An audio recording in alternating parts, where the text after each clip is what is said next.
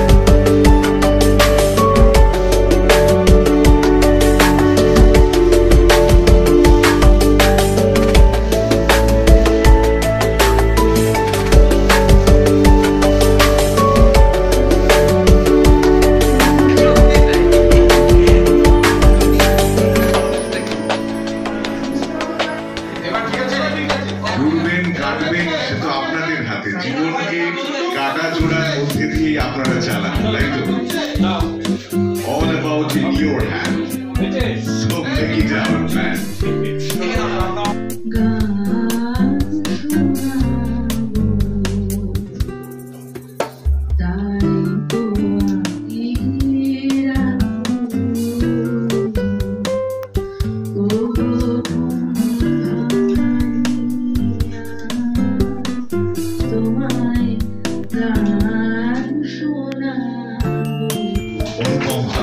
Joint Commissioner, West Bengal Government, মাননীয়কে আজকের এই মুহূর্তে আমরা সম্মান কৃতজ্ঞতা এবং অনেক আজকের আইকনিকের তরফ থেকে এত সুন্দর একটি অনুষ্ঠান আয়োজন করার জন্য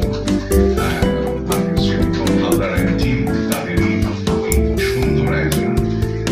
আমার মনে হয় এই যে স্যাচেটটা দিল, এই যে উত্তরী ওটা সিমিলার টু ক্যাডবেরি, এবং ঢুকতেই যে ক্যাডবেরি দেওয়ার একটা ব্যাপার, এটাও কিন্তু আমাদেরকে মুগ্ধ করেছে। Thank you Mrityunjay da and all the team iconic and টিমকে আমি বলছি। অ্যান্ড আমি কথা বলছি আপনাদের সঙ্গে, আমি দিব্যেন্দু, আমার গলা হয়তো আপনারা শুনেছেন বিভিন্ন চ্যানেলে, আমার মুখটা হয়তো বেশি দেখা যায় না, বিভিন্ন অ্যাডভার্টাইজমেন্টে গলা আমাকে শুনেছেন, খবরে গলা শুনেছেন, এসব শুনে থাকি, এটা বড় কথা নয়। আমরা একদম ম্যাডাম অনুষ্ঠানটা কত সুন্দর, একে অপরের আলোয় কত আলোকিত হলেন, শুভেচ্ছা। জীবন একটা ক্যামেরা, জীবন একটা ক্যামেরা, তুমি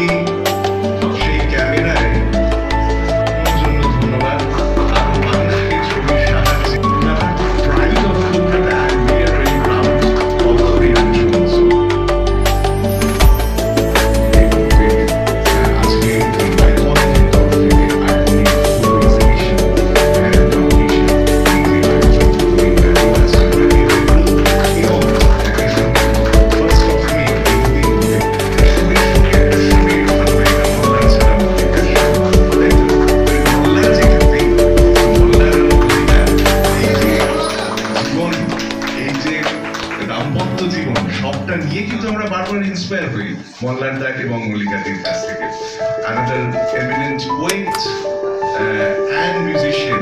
কি সুন্দর এই যে মিলন দিকের তরফ থেকে।